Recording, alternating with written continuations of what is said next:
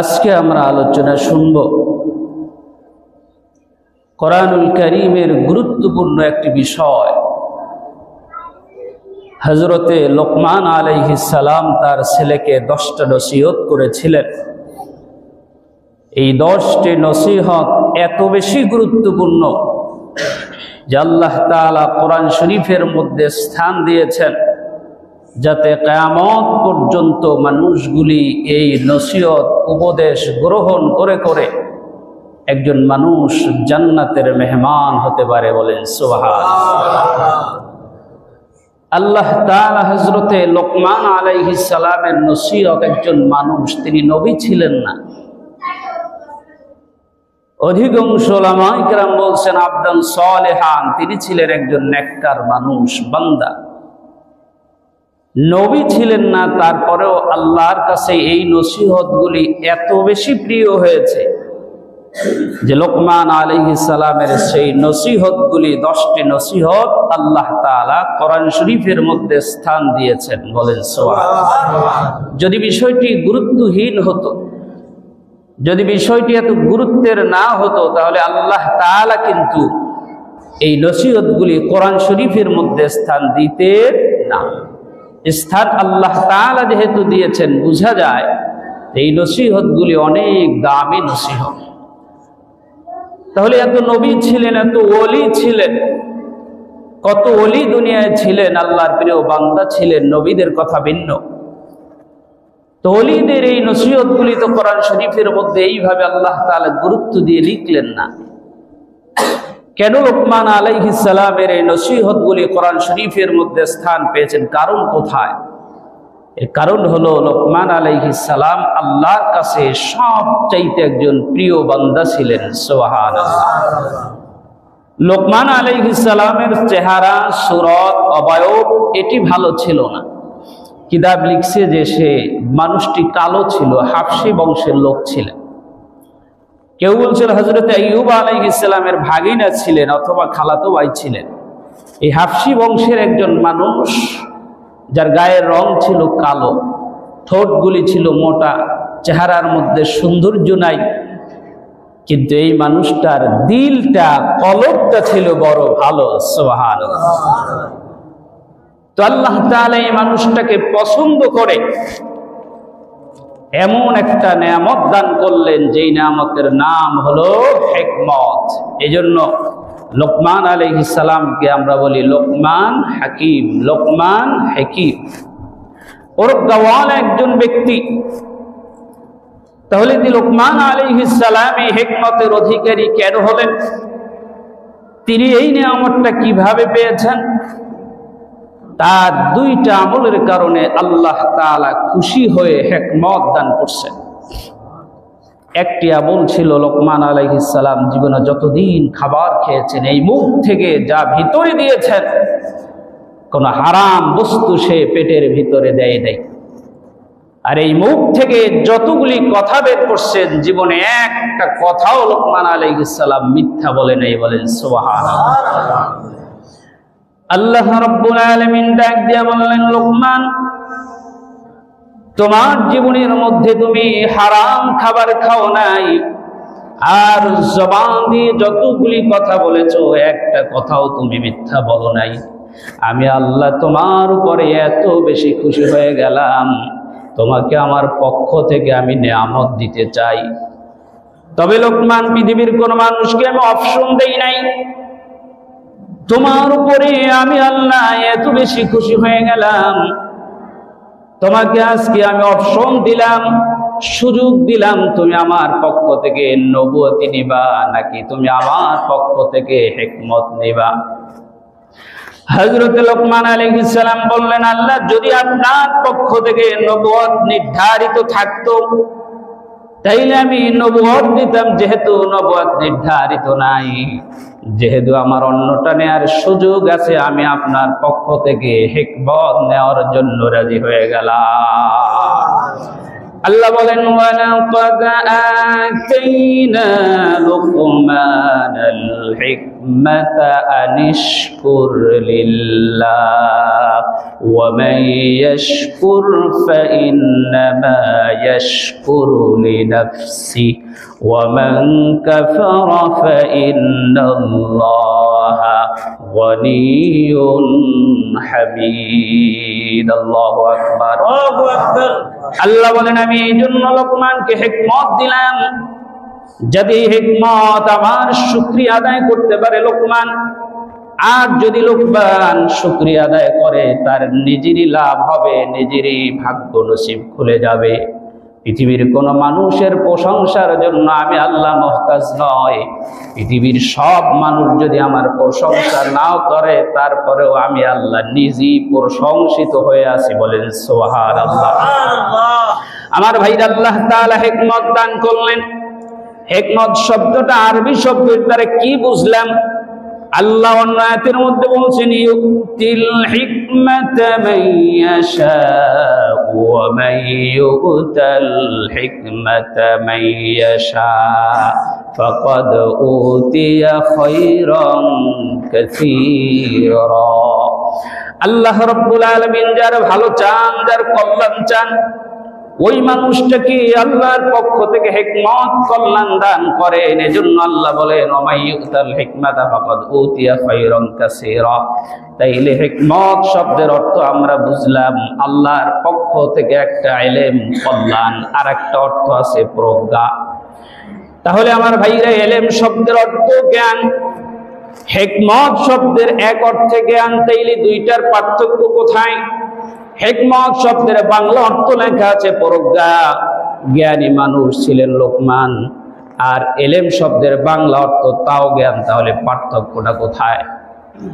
মুফাসসিরিন কেরাম লিখছেন হিকমত হলো ইলমের পরেও যে মানুষটা প্রজ্ঞাবান, কৌশলশীল হয়েছেন, বুদ্ধিমত্তার অধিকারী হয়েছেন, এজন্য ওই মানুষটাকে বলা হয় হিকমতওয়ালা, কৌশলওয়ালা। মুফাসসিরিন কেরাম একটা উদাহরণ দিয়েছেন, কোন মানুষ যদি একটা কাঁটাযুক্ত বাগান থেকে অথবা কাঁটাযুক্ত একটা পথ থেকে যায়, দুইটা মানুষ এই একই পথ থেকে গিয়েছেন, দুইটা মানুষের যাওয়ার অভিজ্ঞতা আছে, চলাচলের অভিজ্ঞতা আছে, জ্ঞান আছে, কিন্তু একজন মানুষ যাওয়ার পথে তার গায়ের মধ্যে, পোশাকের মধ্যে কাঁটাগুলি ফুরে গেছে। আর একজন মানুষ ওই একই পথ থেকে গিয়েছেন, কিন্তু তার পোশাকটাকে সুন্দর মতো গুছায়া সংকীর্ণ করে এমন ভাবে ওই কাঁটাযুক্ত পথ দিয়া গিয়েছে, তার পোশাকের মধ্যে একটা কাঁটাও ভিতরে ঢুকে নাই। মুফাসসিরিন কেরাম বলেন একই ইলম, এক জায়গা থেকে দুইটা মানুষ গিয়েছেন, এটাও এক, কিন্তু একজন মানুষ প্রজ্ঞাওয়ালা, যেই মানুষটা ওই একই জায়গা থেকে গিয়েছেন কিন্তু তার গায়ের মধ্যে কোনো কাঁটা যুক্ত হয় নাই, পোশাকটাকে গুছায় নিয়েছেন। এই জন্যই দুইটা মানুষের মধ্যে একজন মানুষ হলো প্রজ্ঞাবান, যার শরীরের মধ্যে একটা কাঁটাও লাগে নাই। বলেন সুবহানাল্লাহ। আমার ভাইরা, আল্লাহ রাব্বুল আলামিন লোকমান আলাইহিস সালামকে এত বেশি জ্ঞান দান করলেন, প্রজ্ঞা দান করলেন, হিকমত দান করলেন। তিনি ছিলেন একজন মনিবের গোলাম। এই পৃথিবীর মধ্যে আমরা জানি যত বড় মানুষ ছিল, কেউ ছিল চাষি, কেউ ছিল লাখাল। এটা কোনো খারাপ বিষয় নয়, নবীরাও ছিলেন চাষি। কথা বলেন ঠিক কি? এটা কাজ, এটা অবজ্ঞা নয়। আজকে আমরা একটু বড় হলেই আর কাজ করতে চাই না, কিন্তু নবীরাও কাজ করছে। এই জন্য কবি বলছেন যে ওগো মুসলমানের ছেলে, কাজ করিলে মান যাবে তা কোন হাদিসে পেলে। আজকে একটু বড় হয়েছি আর কাজ করতে চাই না, কিন্তু নবীরাও তো কাজ করছে, নবীরাও রাখাল ছিলেন, চাষি ছিলেন। কথা বলেন ঠিক কিনা? এটা ছোট দেখার কোনো অবকাশ নাই। লোকমান ছিলেন একজন মনিবের গোলাম। তো মনিবের গোলাম তিনি মাটির ভিতরে গিয়া এত সুন্দরভাবে তার প্রজ্ঞা দিয়া মানুষদেরকে কথা বলে বুঝায়, মানুষ তার কথা শুনে সব আকৃষ্ট হয়ে যায়। তিনি রাখাল বকরি চড়াচ্ছেন, দাঁড়ায় কথা শুরু করছে। একজন দুইজন করতে করতে করতে হাজারো মানুষ জড়ো হয়ে যায় লোকমানের কথা শোনার জন্য। তার কথার ভিতরে এত কৌশল, এত প্রজ্ঞাময় কথা তিনি বলতেন। খবর চলে গেল তার মালিকের কাছে, মুনিবের কাছে, যে আমার রাখাল নাকি প্রজ্ঞাবান হিকমতওয়ালা একজন মানুষ। আজকে আমি পরীক্ষা করে দেখব যে আমার রাখালের কতটুকু জ্ঞান আর কতটুকু হিকমত আছে। তিনি ডেকে বললেন, লোকমান, আজকে তোমাকে আমি পরীক্ষা করতে চাই, তোমার ভিতরে কি হিকমত আছে। মানুষ বলে তুমি নাকি হাকিম, তাহলে তুমি একটা কাজ করো, এই ছাগলটাকে নিয়ে জবাই করে এরপরে ছাগলের ভিতরে সবচেয়ে মূল্যবান যেই গোস্তটা, মূল্যবান যেই জায়গাটা, মূল্যবান যেই বস্তুটা, ওইটা আমার কাছে নিয়ে আসো। হযরতে লোকমান আলাইহিস সালাম একটা ছাগল জবাই করে ওই ছাগলটার হাড়, হৃৎপিণ্ড, যেটাকে কলব বলে, কলিজা বলে, ওই হাড়টাকে, হৃৎপিণ্ড এবং ওই ছাগলের জিহ্বাটাকে কেটে মুনিবের দরজায় নিয়ে গেছে। ভালো জিনিস আপনার কাছে দিলাম। মুনিব বলছে, তাইলে দ্বিতীয়বার তোমাকে আর একটা পরীক্ষা, একটা ছাগল জবাই করে ওর ভিতরে সবচেয়ে খারাপ যেই জিনিসটা সেইটা আমার কাছে নিয়ে আসো। দ্বিতীয়বার লোকমান আলাইহিস সালাম একটা ছাগল জবাই করে তার হৃৎপিণ্ড আবার জিহ্বাটা তাও মুনিবের কাছে নিয়ে গেছে। মুনিব বলছে, কিরে লোকমান, ভালো বললাম তাও তুমি হাড়, হৃৎপিণ্ড, কলবটা নিয়ে আসছো আর জিহ্বা নিয়ে আসছো। খারাপ বললাম তাও তুমি কলব আর জিহ্বাটাকে নিয়ে আসছো। এর ব্যাখ্যা কি? এর হিকমত তোমার কাছে কি আছে? জোরে কন্যা সুবহানাল্লাহ। হযরত লোকমান বলছেন, মুনিব শোনেন, একজন মানুষের দিলের ভিতরে, অন্তরের মধ্যে, কলিজার মধ্যে যে গোস্তের টুকরা কলব আছে, যদি ওই কলবটা ভালো থাকে গোটা শরীরটা মানুষের ভালো থাকে। কোন মানুষের কলবটা যদি নষ্ট হয়ে যায়, ওই মানুষটা সুরাতান মানুষ থাকে কিন্তু মানুষটার সব কিছু নষ্ট হয়ে যায়, মানুষটার ভালো থাকে না। তাই না আপনি বললেন এই প্রাণীর আর ভালো বস্তু নিয়ে আসতে। এই ছাগলের ভিতরে ভালো তার হাড়, হৃৎপিণ্ড, একজন মানুষের ভালো কলব, আবার যদি খারাপ হয় তাও খারাপ হয়ে যায় কলব। এই জন্য নবীজি বলছেন, ওয়া ইদা সলুহাত জাসাদাল জাসাদু কুল্লুহু ওয়া ইদা সলুহাত ফাসাদাল জাসাদু কুল্লুহু। কোন মানুষের কলবটা যখন নষ্ট হয়ে যায়, মানুষটার সব শরীরটা নষ্ট হয়ে যায়। কোন মানুষের কলবটা যদি সুন্দর হয়ে যায়, আল্লাহওয়ালা হয়ে যায়, ওই মানুষটার পা থেকে মাথা পর্যন্ত সব শরীরটা ভালো হয়ে যায়। সুবহানাল্লাহ। আমার ভাইরা মুনিবের কাছে পরীক্ষায় পাশ করলেন। আল্লাহ রাব্বুল আলামিন লোকমান আলাইহিস সালামকে এত বেশি হিকমত দান করলেন। হযরত লোকমান বলছেন, পৃথিবীর মানুষ এই হিকমত আমি এমনিতেই পাই নাই। আমি আমার জীবনের মধ্যে 4000 নবীর খেদমত করেছি। বলেন সুবহানাল্লাহ। লোকমান বলেন, খাদামতু 4000 মিনাল আমবিয়াই ওয়া হাসানতু মিনহুম 8 আশিয়া। আমি 4000 নবীর খেদমত করছি, শুধু সাক্ষাৎ নয়, এই 4000 নবীর থেকে আমি 8টা উপদেশ পেয়েছি, যেই উপদেশ আমার জীবনের মধ্যে কাজে লাগানোর কারণে আল্লাহ আমাকে হিকমতওয়ালা দামি বানায়া দিয়েছে। বলেন সুবহানাল্লাহ।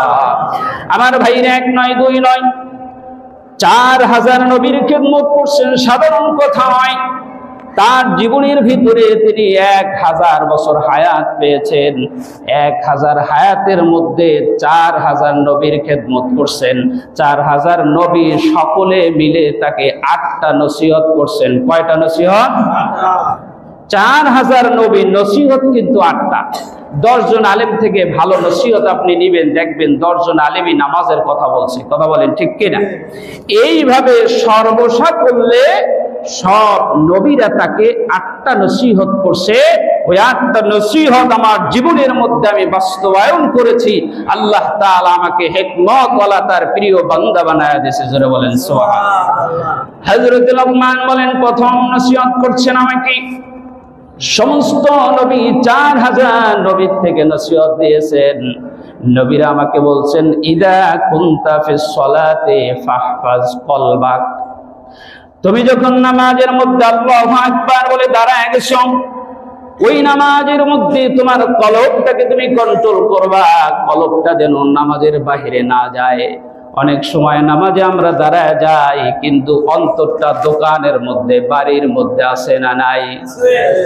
এজন্য আমার ভাইরা, হযরত লোকমান বলেন, আমাকে নসিহত করছেন, আমি নামাজে দাঁড়ায় গেলাম, ফাহফাজ কলবাক, তোমার অন্তরটাকে নামাজের মধ্যে কন্ট্রোল করবা, যেন নামাজের মধ্যে বের হয়ে না যায়।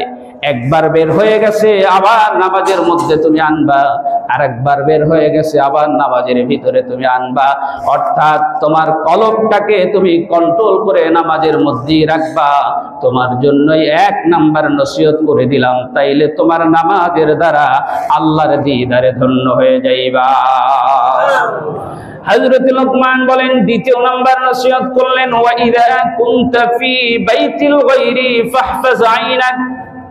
এ লোকমান, তুমি যখন কোনো মানুষের ঘরে যাও, অন্যের ঘরের মধ্যে যখন প্রবেশ করো, তখন তোমার 2টা চক্ষুকে কন্ট্রোল করে নাও। ফাহফাজ আইনাক, তোমার 2টা চোখ যেন অন্য ঘরের মহিলার দিকে না যায়। জোরে কন্না সুবহানাল্লাহ। আপনি একটা ঘরের মধ্যে ঢুকছেন, বন্ধুর বাড়িতে গিয়েছেন, যাওয়ার পরে ওই ঘরের মধ্যে মহিলা থাকবে, এটাই তো স্বাভাবিক। লোকমান, তুমি ঢোকার পরে ফাহফাজ আইনাক, তোমার চক্ষু 2টাকে তুমি কন্ট্রোল করবা। যাইতে চাইবে মহিলার দিকে, সেখান থেকে কন্ট্রোল করে তোমার চক্ষুটাকে নিয়ন্ত্রণ করবা। দ্বিতীয় নাম্বার নসিহত তোমার জন্য করে দিলাম। জোরে বলেন সুবহানাল্লাহ। হযরত লোকমান বলেন, তৃতীয় নাম্বার নসিহত, وَإِذَا كُنْتَ فِي الطَّعَامِ فَاحْفَظْ حَلَقَكَ। এ লোকমান, তুমি যখন খাওয়ার জন্য বসবা, তখন তোমার সামনে খাবার আসবে, কিন্তু ফাহফাজ আলাকাক, তোমার কণ্ঠনালীকে তুমি কন্ট্রোল করবা।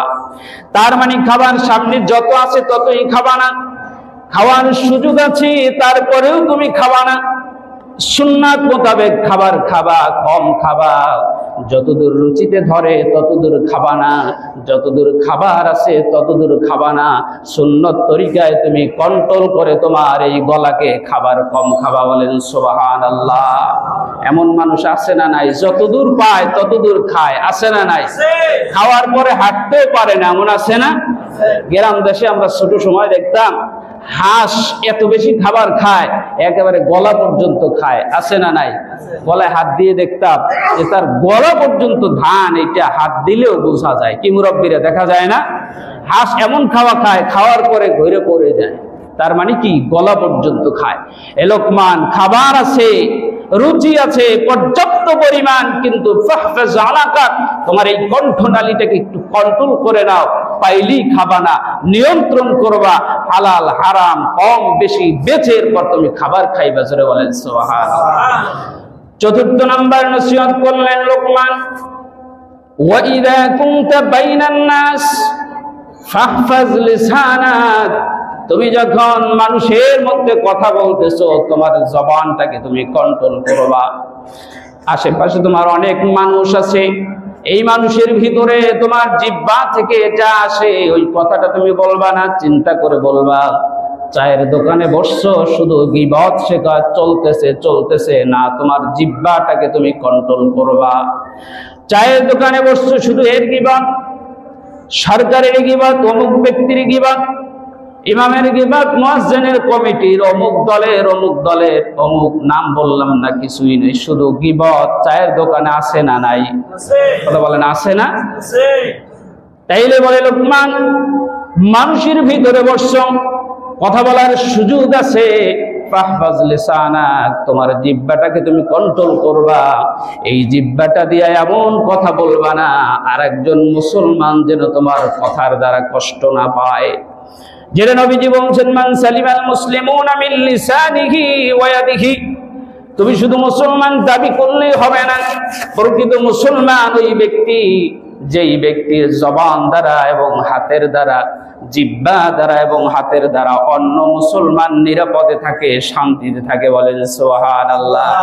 তাইলে নবীরা বলছে, লোকমান, ওয়াইদা কুনতা বাইনান নাস ফাহফাজ লিসানাক, যখন তুমি মানুষের মাঝে থাকবা তখন তোমার জিহ্বাকে কন্ট্রোল করবা, যা আসবে তা মুখ থেকে বের করবা না। সুবহানাল্লাহ। কয়টা বললাম? কয়টা বললাম? চারটা। কয়টা? এক নাম্বার ওয়া ইযা কুনতা ফিস সালাতি ফাহফাজ কলবাক। দুই নাম্বার বললাম ওয়া ইযা কুনতা ফি বাইতিল গায়র ফাহফাজ আইনাক ওয়া ইযা কুনতা ফিত তাআম ফাহফাজ হালাকাক। চার নাম্বার বললাম ওয়া ইযা কুনতা বাইনান নাস ফাহফাজ লিসানাক। এই চারটা বললাম, বাকি আছে কয়টা? বাকি আছে চারটা। পরের চারটা মুখস্থ রাখা খুবই সহজ। এই চারটার দুইটা সব সময় মনের মধ্যে রাখতে হবে, কোন সময় মুখ থেকে মন থেকে সরায় দেওয়া যাবে না। আর দুইটা আছে কোন সময় মনের মধ্যে রাখা যাবে না। বলেন আল্লাহু আকবার। দুইটা আছে মনের ভিতরে রাখতে হবে, কোন সময় মন থেকে সরানো যাবে না। আর দুইটা আছে কোন সময় মনের ভিতর রাখা যাবে না। এই দুইটা ভুলে যেতে হবে। কারণ আল্লাহু আকবার। বুঝতে কষ্ট হচ্ছে? আর কথা বুঝতে কি আপনাদের কষ্ট হয়? ভাষা বুঝতে পারতেছেন? কথা বলেন, ভাষা বোঝা যায়? আলহামদুলিল্লাহ। তাইলে চারটা বললাম প্রথম, পরের চারটা খুবই সহজ। 5 এবং 6 হলো সব সময় মনের মধ্যে রাখতে হবে। 5 নাম্বার আল্লাহর নাম। আল্লাহর নাম মন থেকে কখনো সরানো যাবে না। 6 নাম্বার মৃত্যুর কথা কখনো দিল থেকে সরানো যাবে না। 7 নাম্বার কখনো মনে রাখা যাবে না, কারো উপকার করলে এই উপকারটা দিলের মধ্যে বসায় রাখা যাবে না, এটা ভুলে যেতে হবে। সুবহানাল্লাহ। কি জন্য? অনেক লাভ আছে। এই উপকার একজন মানুষ আমার করছে, আমি তার করেছি, আমি তাকে 50,000 টাকা যাকাত দিলাম, একটা উপকার করছি। এইটারে যদি আমার মনের ভিতরে সব সময় রাখি, তাহলে ওই মানুষটা আমার প্রতি দুর্বল থাকবে। আর আমারও মন চাইবে তাকে একটা কাজের জন্য নির্দেশ দেই, তোমাকে না আমি সাহায্য করছিলাম। কথা বলেন ঠিক কিনা? এই জন্য বলছে তুমি তার উপকার করছো, এটা দিল থেকে সরায়া দাও, এটা ভুলে যাও। আর 8 নাম্বার হলো তোমাকে কেউ গালি দিয়েছে, এই গালিটাও তুমি ভুলে যাও। তোমার দিলের মধ্যে এই গালিটাকে তুমি বসায় রেখো না। তুমি গালি দিয়েছে, ওই গালিটাকে মন থেকে তুমি মুছে ফেলো। জোরে বলেন সুবহানাল্লাহ। আমার ভাইরে 8টা নসিহত হযরত লোকমান বলেন 4000 নবী আমাকে করেছেন। এই 8টা নসিহত আমার জীবনের মধ্যে আমি কাজে লাগায় দিছি। আমি আবার 8টা নসিহতের বাংলাটা একটু বলে দেই, মুখস্থ রাখার চেষ্টা করবেন। গভীর মনোযোগ, গভীর মনোযোগ। খেয়াল ছাড়া মুখস্থ হয় না।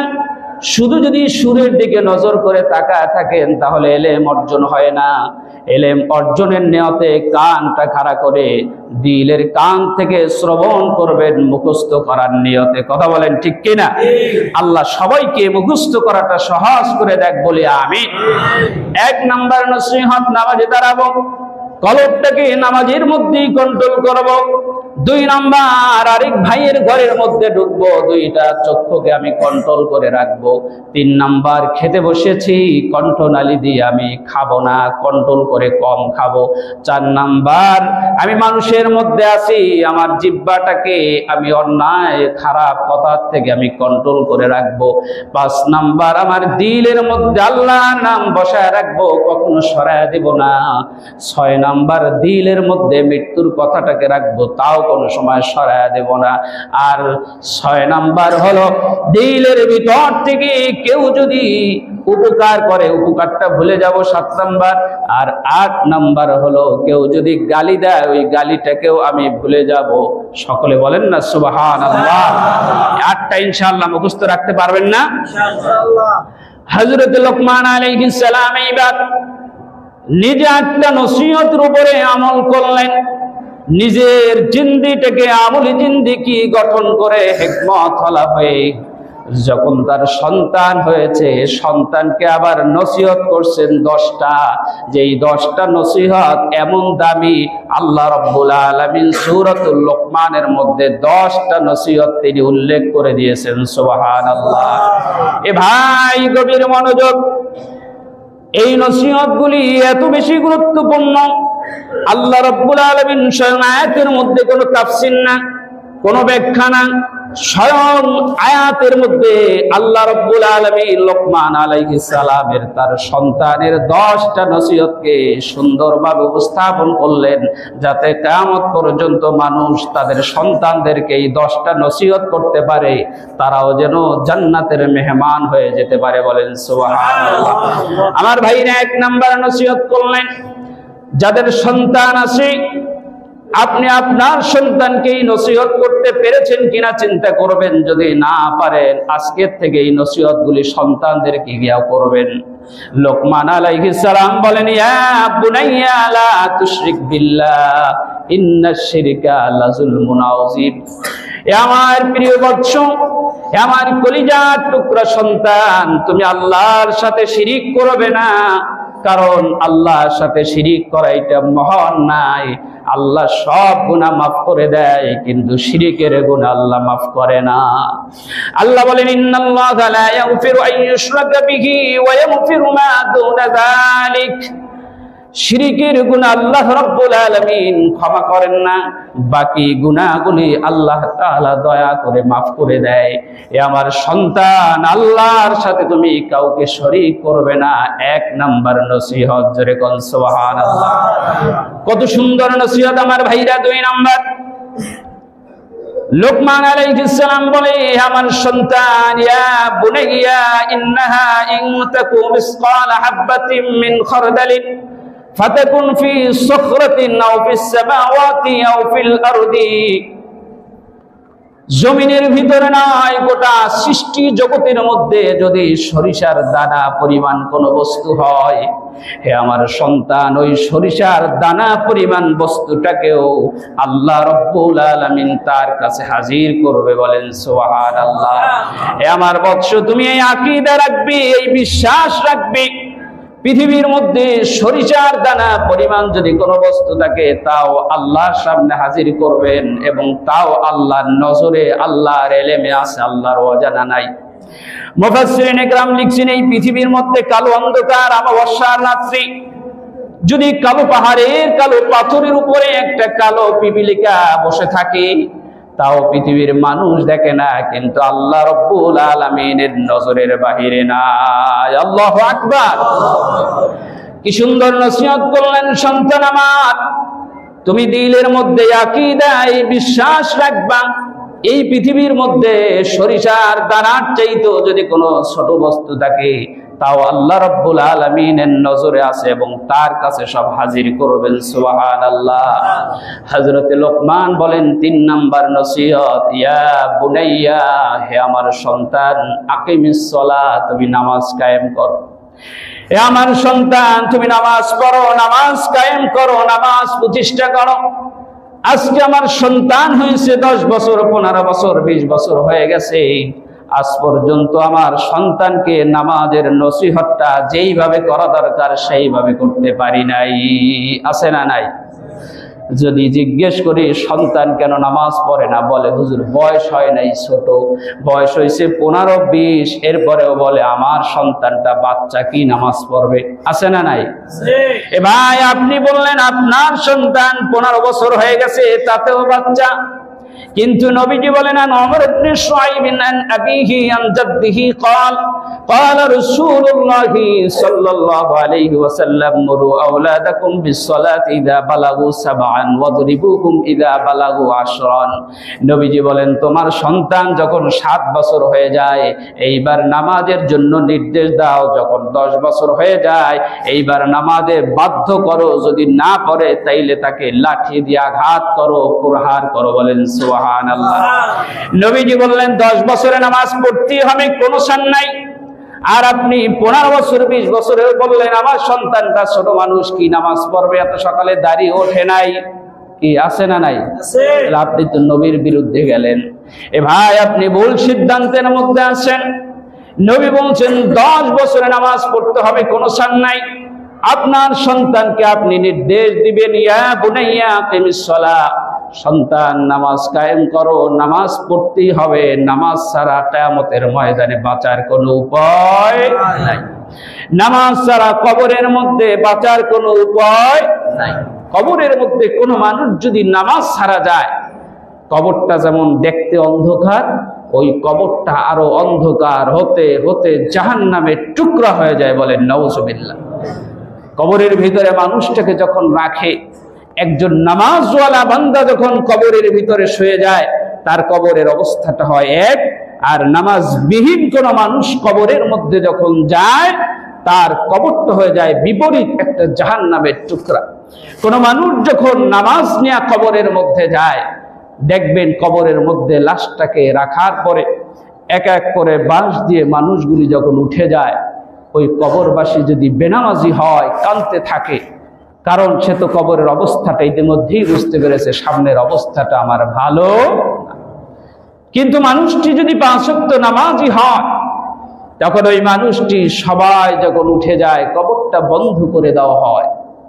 কবরটা বন্ধ করে দেওয়ার পরে ওই কবরের মধ্যে কিছু সময় পরে দেখে ডান দিক থেকে একজন মানুষ সুন্দর সূরাতে তার কাছে হাজির হয়ে সালাম দিয়ে তার কাছে বসে গেছে। বলে সুবহানাল্লাহ।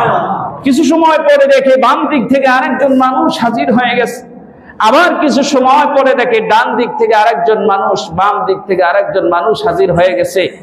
কিছু সময় পরে দেখে পায়ের দিক থেকে একজন মানুষ, কিছু সময় পরে দেখে যে তার মাথার দিক থেকে আরেকজন মানুষ একটু ভিন্ন সূরাতে তার কাছে হাজির হয়ে গেছে। জোরে কন্যা সুবহানাল্লাহ। কবরবাসী জিজ্ঞেস করে, ভাই রে, এই কবরের মধ্যে আমার সন্তান নিজ হাতে আমার লাশটাকে কবরের মধ্যে রেখে কবরটাকে বন্ধ করে দিয়েছে, কিন্তু আজকে এই কবরের মধ্যে ভা নাই, বন্ধু বান্ধব কেউ কবরের মধ্যে নাই। আজকে আমার এই কবরের মধ্যে আপনারা হাজির হয়ে গেলেন, আপনারা কারা, আপনাদের পরিচয় কি? আগন্তুক ব্যক্তিগুলি এক এক করে জবাব দেয়, এ কবরবাসী, আমি ডান দিক থেকে সবার প্রথমে আসলাম। আমি তোমার কাছে হাজির হয়ে গেছি শীতের রজনীতে, সকালবেলা যেই কষ্ট করে ফজরের নামাজ তুমি আদায় করেছিলে, আজকে ফজরের নামাজ তোমার বন্ধু হয়ে তোমার কবরের মধ্যে আমি হাজির হয়ে গেলাম। বাম দিক থেকে আগন্তুক ব্যক্তিকে জিজ্ঞেস করে, ভাই রে, এই কবরের মধ্যে মা নেই, বাবা নাই, আত্মীয় স্বজন বন্ধু বান্ধব কেউ নাই, কিন্তু এই কবরের মধ্যে আপনি হাজির হয়ে গেলেন, আপনার পরিচয় কি? বাম দিক থেকে আগন্তুক ব্যক্তি জবাব দেয়, কবরবাসী শুনে নাও, দুপুরবেলা কাজের বড় চাপ, ওই সময় সব কাজ ফেলে দিয়া জোহরের নামাজ আদায় করেছো, আজকে ওই জোহরের নামাজ তোমার বন্ধু হয়ে তোমার কবরে হাজির হয়ে গেল। আবার ডান দিক থেকে আগন্তুক ব্যক্তি, বাম দিক থেকে আগন্তুক ব্যক্তি জিজ্ঞেস করে, ভাই রে, এই কবরের মধ্যে মা নাই, বাবা নাই, আপনারা এই কবরের মধ্যে কে হাজির হয়ে গেলেন, আপনাদের পরিচয় কি? ডান দিক থেকে বাম দিক থেকে আগন্তুক ব্যক্তি জবাব দেয়, কবরবাসী, দুনিয়ার মধ্যে বসে আসরের নামাজ পড়েছো, আজকে ওই আসরের নামাজ তোমার বন্ধু হয়ে কবরে হাজির হয়ে গেলাম। আবার বাম দিক থেকে যে ব্যক্তি এসেছিল জিজ্ঞেস করে, আপনার পরিচয় কি? তখন বলে, আমি সারাদিন ঝামেলার পরে সন্ধ্যাবেলা কাজের বড় চাপ, সব কাজ ফেলে দিয়া মাগরিবের নামাজ আদায় করেছো, ওই মাগরিবের নামাজ আজকে তোমার কবরের মধ্যে আমি বন্ধু হয়ে হাজির হয়ে গেলাম। পায়ের দিক থেকে যে ব্যক্তি এসেছিল জিজ্ঞেস করে, আপনার পরিচয় কি?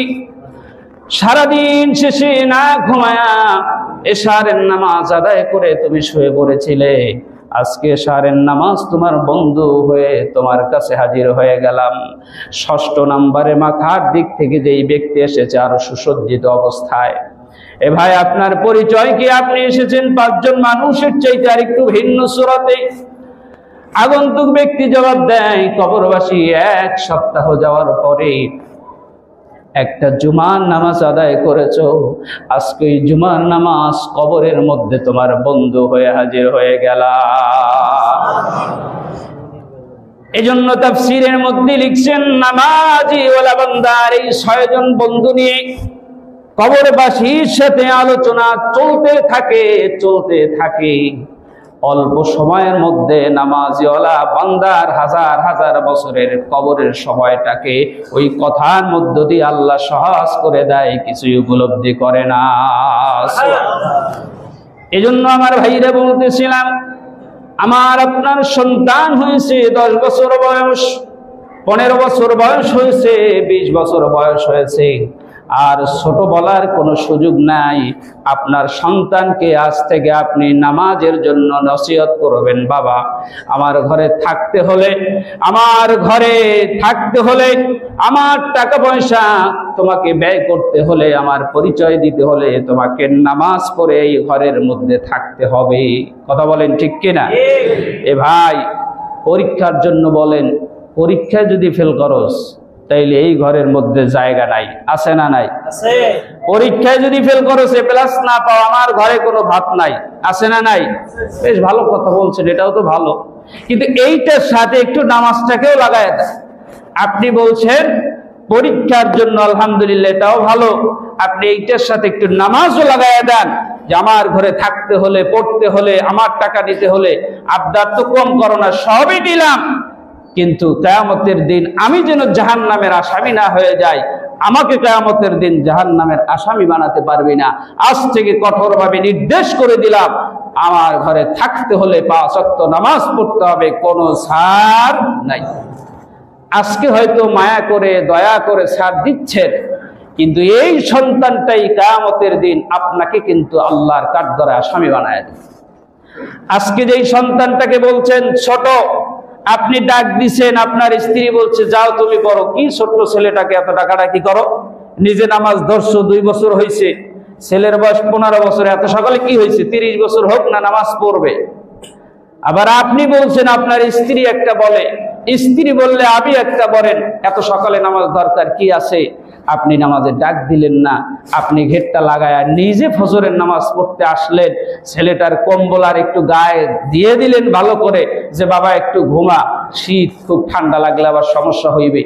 এই যে কাজটা আপনি করলেন, আপনার এই সন্তান কিয়ামতের দিন আপনাকে জাহান্নামে না দিয়ে এরপরে সে জাহান্নামে যাবে না। কোরআন, এটা মিথ্যা না, এগুলি বানায় বলি না, কোরআন।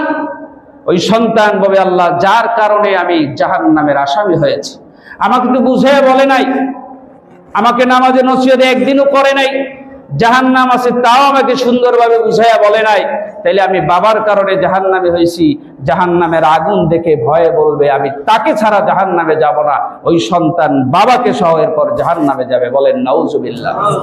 বলে এই ভয়টা একটু দিলের মধ্যে নেন। আপনার সন্তান আপনাকে কি করবে? আপনি যদি কঠোর হন, কি করবে আর কি করার আছে? জাহান্নামের মধ্যে ফেলায়া দিবেন, সেটা সহ্য করতে পারেন, দুনিয়ায় একটু কষ্ট হবে নামাজ পড়তে, এইটা যদি আপনি ভয় মনে করেন, কষ্ট মনে করেন, তাহলে আপনার জন্য বিপদ আছে। তাহলে আজ থেকে আমরা শিক্ষা গ্রহণ করলাম, লোকমান আলাইহিস সালাম যেই 3 নাম্বার নসিহত করেছিলেন, ইয়া বুনাইয়া আকিমিস সালাহ, হে আমার বৎস তুমি নামাজ কায়েম করো, নামাজ প্রতিষ্ঠা করো, এইটা তোমার জন্য 3 নাম্বার নসিহত। জোরে বলেন সুবহানাল্লাহ। 4 নাম্বার নসিহত বললেন ওয়া'মুর বিল মারুফ, হে আমার সন্তান তুমি মানুষদেরকে ভালো কাজের দিকে, সৎ কাজের দিকে ডাকবা, মানুষদেরকে নামাজের পথে, আল্লাহর দিকে, রাসূলদের পথে তুমি ডাকবা, তোমার জন্য এই নসিহত করে দিলাম। আর যদি তুমি কোনো মানুষকে ভালোর দিকে, নামাজের জন্য ডাকো, বিনিময়ে আল্লাহ তাআলা তোমাকেও সমান পরিমাণ সওয়াব দান করবে। বলেন সুবহানাল্লাহ। এজন্য নবীজি বলছেন, কোন মানুষ যদি মান দাআ ইলা হুদান কানা লাহু মিনাল আজরি মান তাবিআহু লা ইয়ানকুসু যালিকা মিন উজুরিহিম শাইআ। আপনি নামাজ পড়তে আসতেছেন, এক ভাইকে বলছেন, ভাই চলেন জুমার নামাজে দোকান বন্ধ করে দেন, শুধুমাত্র এতটুকু দাওয়াত দিয়েছেন, আপনার এই দাওয়াত গ্রহণ করে ওই মানুষটা যদি জুমার নামাজে আসে, আর যদি তার নামাজ কবুল হয়ে যায়, তার নামাজে যেই সওয়াব হয়েছে সমপরিমাণ সওয়াব আল্লাহ আপনার আমলনামায় দিয়ে দেবে। বলেন সুবহানাল্লাহ। তাতে ওই ব্যক্তির সওয়াব থেকে মোটেও কমানো হবে, তার যেই সওয়াব হয়েছে শুধুমাত্র আপনি বলছেন, বলার কারণে তার আমলের সব আপনার আমলনামায় দিবে, কিন্তু তার সব কিন্তু সামান্য পরিমাণও ঘাটতি হবে না। যারা মোবাইল চালান তারা বুঝবেন, একটা মোবাইল থেকে আরেকটা মোবাইলে যদি আমি একটা ছবি পাঠায়া দেই, তাহলে ছবিটা আপনার মোবাইলে গিয়েছে, আমার মোবাইলের ছবিটা কি ডিলিট হয়েছে না আমারটা আমার জায়গা আছে? কথা বলেন, জায়গা আছে কিনা? তাইলে ওই ব্যক্তির সওয়াব তার জায়গায় থাকবে, বিনিময় সমপরিমাণ সওয়াব আল্লাহ আপনার আমলনামায় দান করবে। জোরে বলেন সুবহানাল্লাহ। আমার ভাইরা, ৫ম নাম্বার নসিহত করলেন আমার বৎস, ওয়ানহা আনিল মুনকার। সমাজের ভিতরে তুমি যেই জায়গায় থাকবে, যেই দেশের মধ্যে থাকবে, অন্যায় কাজ হবে, অন্যায় অপরাধ হবে, ওই অন্যায় কাজগুলি তুমি দেখলে প্রতিবাদ করবে, অন্যায় থেকে তাদেরকে নিষেধ করবে, ফিরায় রাখবে। বলেন সুবহানাল্লাহ। তাহলে এই কয় নাম্বার নসিহত? ৫ নাম্বার। কয় নাম্বার? খারাপ কাজ থেকে ফিরায় রাখা। হযরতে লোকমান আলাইহিস সালাম তার ছেলেকে কত সুন্দর নসিহত করতেছে যে, বাবা, তোমার সামনে খারাপ কাজ করবে, তোমার বন্ধু বান্ধব খারাপ কাজ করতেছে, মোবাইলে খারাপ জিনিস দেখতেছে, মেয়েদের সাথে আড্ডা দিচ্ছে, মদ খায়, গাঁজা খায়, বিড়ি খায়, সিগারেট খায়, তুমি তাকে একটু এই খারাপ কাজ থেকে ফিরায় রাখো, নিষেধ করো। তোমার সেই ক্ষমতা না থাকলে অন্তত জবান দিয়ে বলো, জবান দিয়ে বলার ক্ষমতা নাই, তুমি অন্তত অন্তরে অন্তরে তুমি ঘৃণা করো। এই নসিহতটা লোকমান তার ছেলেকে করতেছে। বলেন সুবহানাল্লাহ। আপনাদের সামনে